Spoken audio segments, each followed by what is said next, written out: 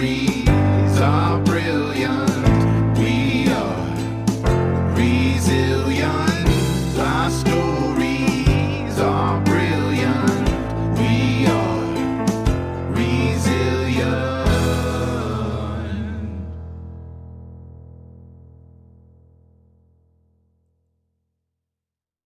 Hello, resilient listeners. I am so excited to have my friend Stacy Cordova on the show. I've known her for about a year, and she's just a blessing. I'm very excited to share her and share your story with you, our listeners. So, Stacy, welcome to the show. I'm so excited to be here. Thank you for having me. Oh, you're so welcome.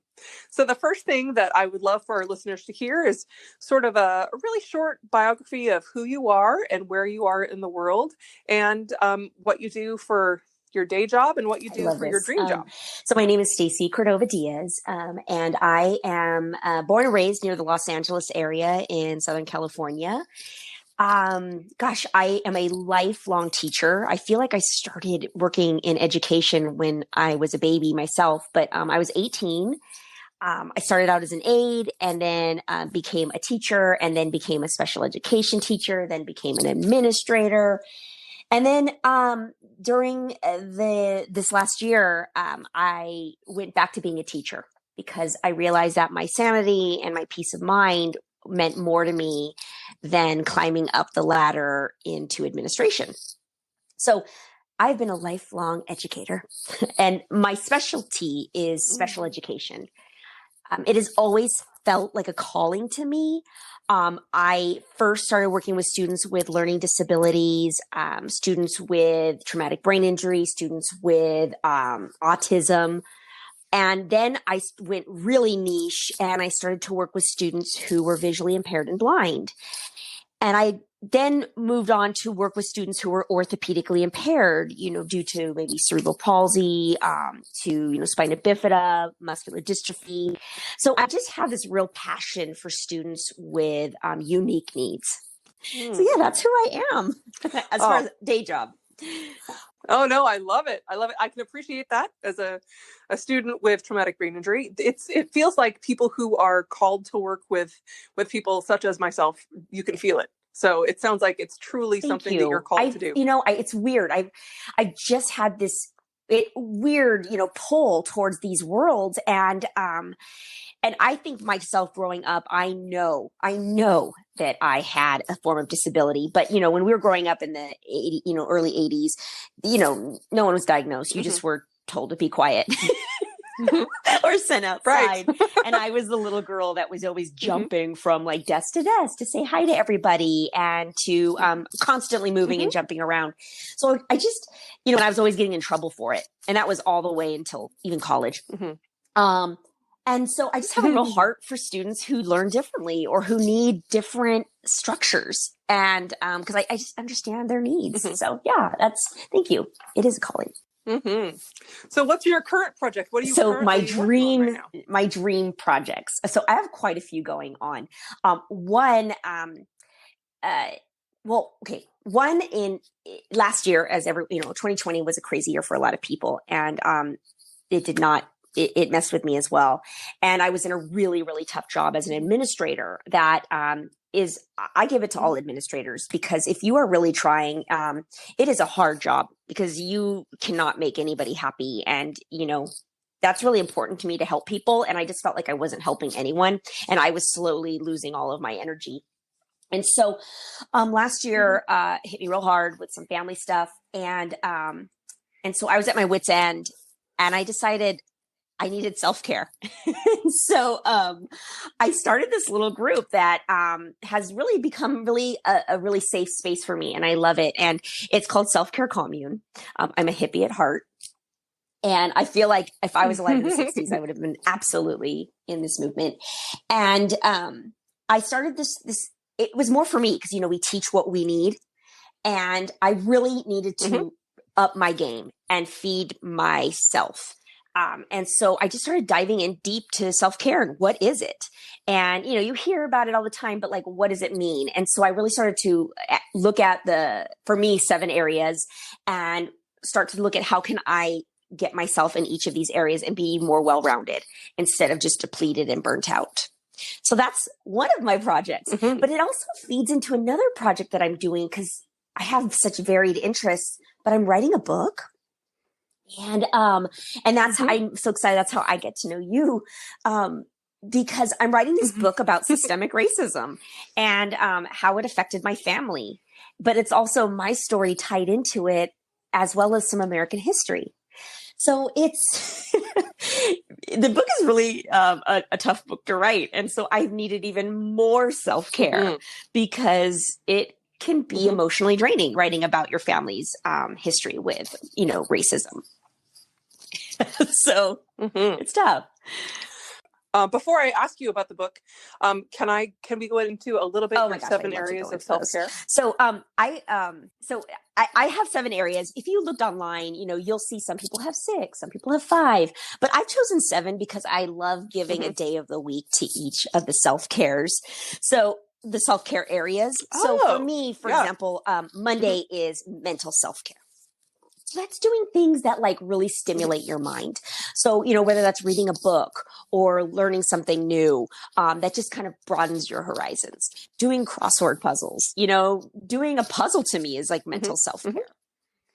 And then you've got Tuesday, which I've given to physical self-care. So, that's really upping your physical game. So are you stretching? Are you doing yoga, Pilates? Are you riding your bike? What are you doing to just help in your physical needs? Wednesday is professional self-care. And professional self-care are things that nurture your work spirit, your work. So for me, it was like, signing up for professional development. I will give you the caveat. I love learning. So you'll find that a lot of things I say are about learning new things. But professional self-care is about, creating boundaries at work. How are you filling your cup at work instead of just emptying your cup? Thursdays is practical self-care, which is, the unsexiest of this self-care, which is like, putting your laundry away, which is one of mine, or like doing your laundry, or, making your appointments for your doctor's visits, or, getting your receipts in order for your tax appointment that's coming up. So it's those types of things. So taking care of, just your household needs, those things that kind of keep you grounded, your grocery shopping, grocery list. Friday is my social self-care. Because, I think a Friday night going out, social, like how are you engaging with your friends? How are you engaging with your, the people around you? Then I've got spiritual self-care. I think I'm missing a day here, but spiritual self-care is definitely on my Sunday. And, it's, I know I skipped a day here. But spiritual self-care is like, what is it that feeds your soul? That's how I like to think of it. Is going to a museum for you? Is it going to church? Is it meditating? What is it that feeds your spiritual needs? Is it going into nature? Which, a lot of these can overlap. And then the one I did miss was emotional self-care, which some might say, well, what's the difference between emotional and mental? So emotional is like, how are you feeding your, just your emotional needs? Are you seeing a therapist? Are you, what are you doing to actively stimulate that area and feed that part of you? So those are my areas. Sometimes, of course I mix days, but, that's the self-care, the self-care categories for me. I was going to ask you which one was your favorite one to do, but that would be a tough call. But I also, I can see as you were talking about them, it's ideal if you could mix some of each of them into every day. It sounds like a really good, well-rounded way to take care of yourself. I think that, God, those are wonderful, wonderful goals. And it's nice because it sounds like you're treating them with a very kind and loving manner and not like a mandate, which could then make it hard and then make people resentful of not doing them. Some people like share about this, and it depends on where you're at in the journey. Some people are like, leave me alone. I don't need this. Or, you're being frivolous. But for me in my journey where I'm at, I truly needed these because I was so burned out. I had become a roaring, just witch to my husband. I felt bad to everybody I was around. I was going to bed like at 8 because I just was so exhausted and couldn't even speak to anyone. I just feel so like, so I definitely needed these to kind of balance me out because I was way on the far end. Oh, I think it's wonderful. I adore the ideas. I think that they're incredible, and they're just really good reminders. That's part of what I love about the group. And you didn't share that part yet, but Stacy's got an Instagram group and a Facebook group that are based around the commune, and it's nice as a real gentle daily reminder to be kind to yourself and do these things, not because you have to, but because it's nourishing and comforting to take care of yourself in all of these different areas. So true. Thank you. I'm so glad you're in it. Yeah. Oh, absolutely. Now I can't let the book part go, and I've got a lot of knowledge about the book, but why don't you kind of give us a little bit more? The book has been on my mind for a long time. I was told the story by my aunt when I was in college and I was taking a Chicano studies class. And my aunt, we were supposed to interview someone who'd lived the Mexican American experience or even the Latino experience. So I'd interviewed people of, who came here from Cuba, from South America. But I had interviewed my aunt, not realizing I was going to get such an incredible story from her. And so my aunt Mary, she shared with me that when she was 13 years old, she was put into an asylum or a hospital, and she was forcibly sterilized. Well, what she shared with me was how mad she was at my grandfather and her family, which my grandfather was her older brother and her sister. She said that they took her to the hospital because she was a wild young girl and she wouldn't listen. And that they had her forcibly sterilized. So, again, this is 1997. She tells me this story. And so, I'm just completely shocked. I'm so upset with my family that how could they do this to this very young girl? But I did not know all the details. So fast forward, and excuse me if my dates are wrong, but it was around 2017. I am listening to NPR. And NPR, there's a Dr. Stern calling, and she gave an interview about how California was the number one who forcibly sterilized people in the United States. And their primary target was Mexican American people who had last names that were Spanish surnames.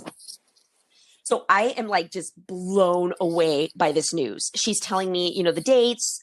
I immediately reached out to her and told her my aunt's story, and she got her researchers and found all of my aunt's information. So this just blew my mind because now it went from being a shameful family secret to being this thing that was like systemic racism that I think so many people don't know. I am a teacher. I'm telling you, I never learned about this in high school nor in college. I didn't even know about this. I've talked to so many people about, do you know about the eugenics movement? And they're like, what are you talking about? You mean what Hitler did? And it's like, no, not what Hitler did, what we did and what we actually helped Hitler. So, and that's fact. This book is in my heart. And then George Floyd's murder happens. And I'm just like, you got to get this book out. This is just time. Like enough's enough. Write it. So I just started writing this book about my aunt's story, the history of eugenics, and then my story of being a teen mom. And I was 15 when I had my daughter. And I just think if I was living when my aunt did, I would have been forcibly sterilized because of my Spanish surname. And it just kind of blows my mind to think of just this political climate. And when I go into the history of this political climate, the things that were said in 1920s, 1930s, all of it, because it was all tied to immigration, is just exactly the rhetoric that was being said by the past presidential group. And, all of the supporters. So it's just time that, we stop with this. I just think this rhetoric is disgusting and it's dangerous, and I need to tell my aunt's story. Oh, I'm so glad you are. It's reprehensible. And the fact that I too, when we first started talking about your book, I know a little bit about eugenics because when I wrote my book about Oregon and about the history of eugenics and racism in Oregon. But to know how widespread it was, and as you and I have talked about your book, listeners, it's pretty incredible how pervasive, like Stacy's saying, the eugenics movement and the systemic, stamping out of people literally through their wombs, basically, that our country has participated in for many, many, many years. It's just absolutely sickening. So it's incredible that these kinds of things are coming out, and I'm so I feel like meeting you was really it was fascinating for me because it bookended on my own tiny little sliver of experience with that, just researching it. So to hear your aunt's reality, it's just so interesting and so incredible. Thank you. You've been so helpful really on this is. journey with me because I have never considered myself a writer. I still don't consider myself a writer. In fact, it's a part of me that I'm embarrassed sometimes about my writing. And so this has been a really tough book to write because I want to give my aunt her fair justice and I want to write it in a beautiful way, but I'm also trying to build up my writing, and it's very, it's an intense process. Well, I can tell you that. Okay, that's so good to hear. You've been so helpful with me and patient, and so I'm just so grateful. I'm grateful. Thank you. Oh, me too. Well, and I think that your experience, even of just the writing of this book and doing something completely new and different for you, even though you are a teacher and you've been a teacher for many years, how resilient is that, right? To keep learning new skills to further you on your journey. I love that really perspective. Appreciate Thank that. you. Because I love learning. That has been what has gotten me through everything in my life, is just this love of learning how to get through things or, strategies. So yes, resiliency. I love it. What other kinds of stuff do you do for fun? Do you like to ride bikes? I love hiking. I love walking. I could just walk for hours. I love going camping. I love going to museums. That is probably one of my favorite things. We have a lot of museums here near Los Angeles, so I'm always going to a new museum, exploring. During pandemic, obviously we can't really go to museums. I do a lot of exploring on YouTube. Just well, gosh, I've never been to the Gaudi museum. So let me travel to Spain. So yeah, those are my fun things. And I have a granddaughter, and so I just love being with her and, exploring places with her. So I love exploring. Yes. Ooh, well, and that's a different form of learning. So that all makes sense. I really like there's an online, a couple of different online tours of the Louvre, and I've never been to the Louvre, so I've been doing that too. Yes, please send that to me. I would love. I've never been to the Louvre either. That's one of my dreams. Oh, I love that. Well, and it's funny. I got started because of my daughter's school. She was doing a project on Egypt, and they have a lot of things from the Egyptian Museum. Cool. They have a traveling exhibit there at the Louvre. So cool. So that's what got us into it. It was really fun. My best friend's an artist, so I get to go to the Jordan Schnitzer fairly often when it's not pandemic time, which is a museum here at the University of Oregon. So and they have a fantastic Asian American art collection, and all sorts of. We got to see Chagall last year and a Matisse, and I'm lucky to have really nice museums in your backyard. Oh, and being in the LA area, I love the Broad. You can go to it in person, which is a free museum. It's more modern art, but also I'm a member of the Huntington Library near San Marino, which is really beautiful because it's gardens and artwork and architecture and history. So it builds a lot of stuff. So I love going there. Those are my favorites. So it sounds like you have a very strong, I always like to ask people about their support systems. It sounds like you have a very strong support system within your family. Do you feel like asking for help has been easy or hard? That's a good question. Okay. I grew up in a family, Okay, my mom's parenting style was get over it. And of course, when we fell, like, she was very kind and loving to us and would take care of us. But my mom was not the type of person who, like, you never could sit or whine about anything. It was like, get over it, move on, life's short, stop this. It was very much that kind of parenting style. And Gotcha. so, growing up, that's just kind of how we were raised. And, I appreciate it in so many ways. So she basically is a figure it out kind of person, like figure it out. And, work hard, figure it out, be a good person. That's kind of how we were raised. And so growing up, although I received tons of help from my family, I was 15 when I had my daughter, and they were the ones who were like, I could never have done this without them.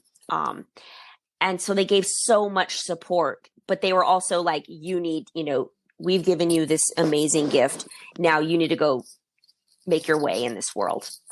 And so that's kind of how my mom was with us. And so that's just kind of what I've done. Very self-reliant. Like, we had to pay for our own college. We had to pay for our own living. I had to start paying rent when I was 18. Like, there was no free lunches. But, it really taught me to make my way. And so, when it comes down to resiliency, I'm like, we had to figure it out and make it happen. And yes, I know my parents are always there to support me, but it was always figure it out on your own. Well, it sounds like it definitely created an inner core of strength and can-do kind of spirit that has served you well. I like, for example, money. Like, since we were kids, we were raised. My mom had her own issues with money in her family, and so with us, it was always like, do not ask us for anything. Do not ask us. You figure it out. Whether you get a job, a second job, or a third job, go get it.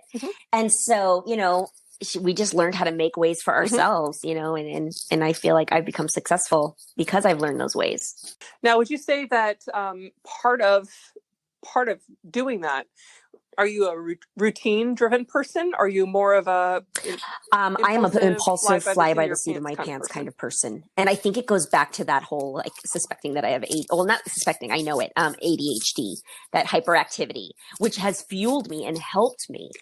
But as I'm getting older, I now crave routine, and I'm really working on routine and structure. Yeah. I feel like I'm the opposite of a midlife crisis, where I think people who have the midlife crisis are like structured and routine, and then they want to blow it all up and, go get a sports car. And I'm kind of going the opposite. I mean, granted, I want the sports car, but I'm going the opposite direction of, like, I really want structure to my life, and I want to follow these rules because I've just been a rule breaker my entire life. So you said you've been reading a whole lot this year. What are your favorite books that you've read, or podcasts, or movies, I love this. Things that have kind of fueled you the last year? Top one for listeners, if you have not read this, pick up The Big Leap by Gay Hendricks. That was the start. I read that in April. I read it in one day. It was raining. I couldn't put it down. And that book has changed my life. It's basically like, go for it.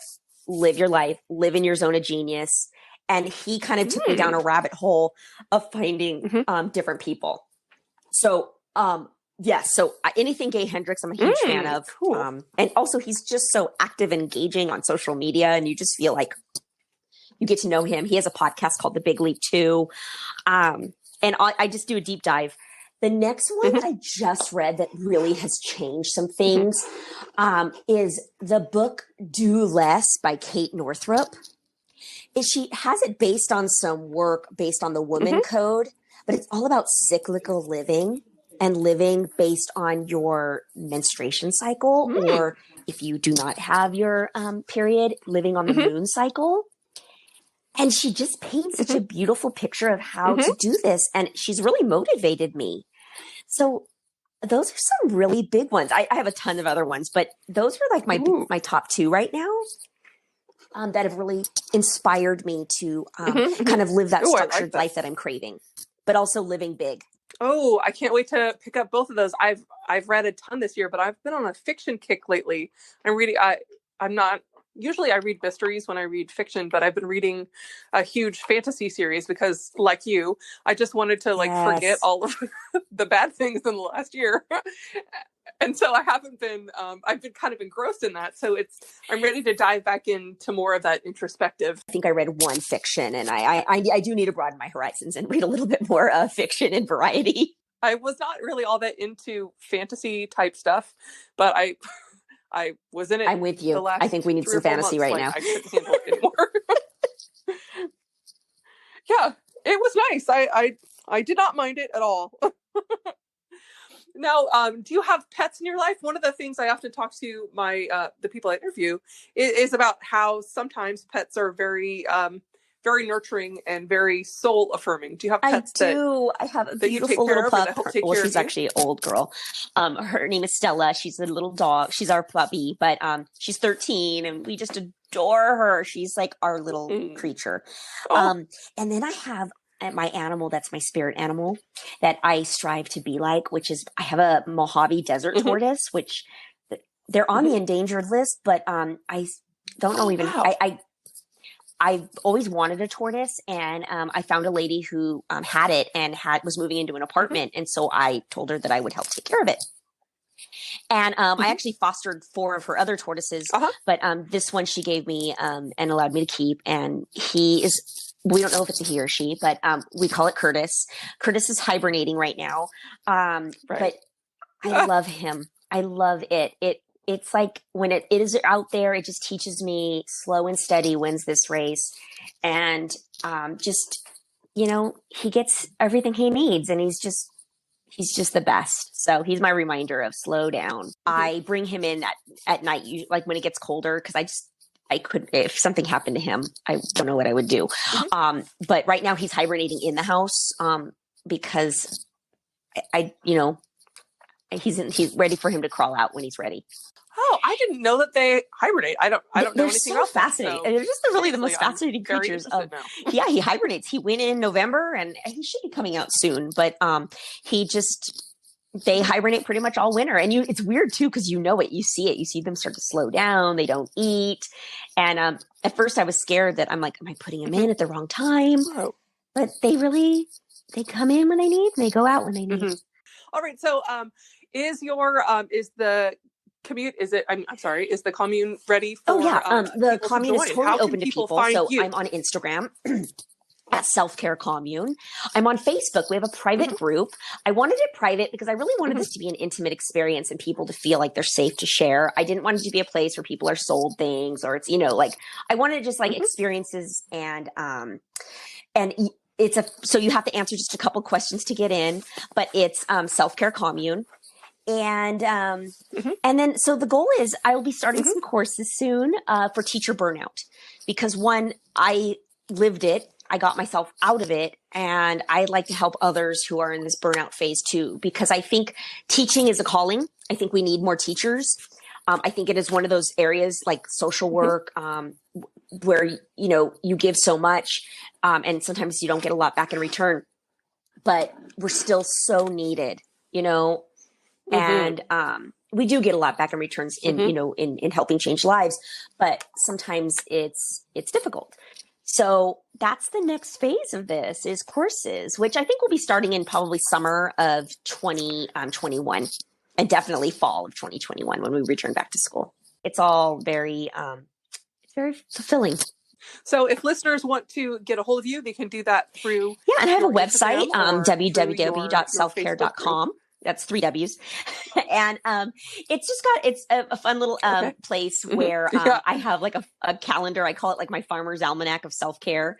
But it has like when are the full moons? Because if you're going to start to live your life cyclically, like, are you using the moons to help you? Or, what are some fun dates to celebrate yourself, or some activities to give you some more self-care? So I also have resources that I really love, books that really changed my life. I have a podcast that you can find me at Self-Care Communion. So Self-Care Communion, it's on Apple or wherever you get your podcasts.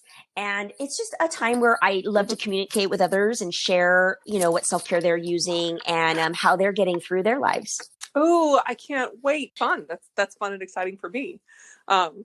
Oh, Oh, and thank you so much for being with us today. thank you so I much. appreciate so Thank much. you. Being able to I love talk what to you're you. doing.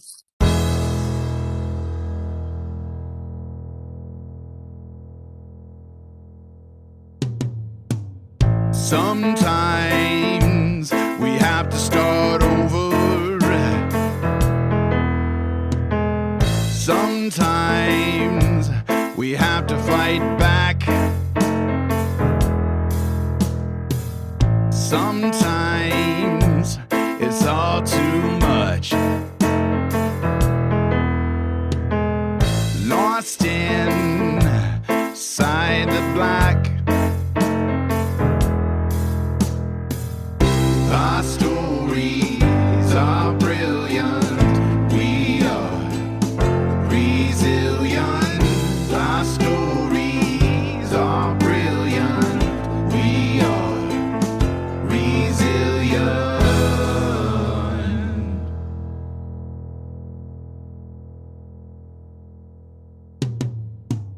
Sometimes we need to lift the voices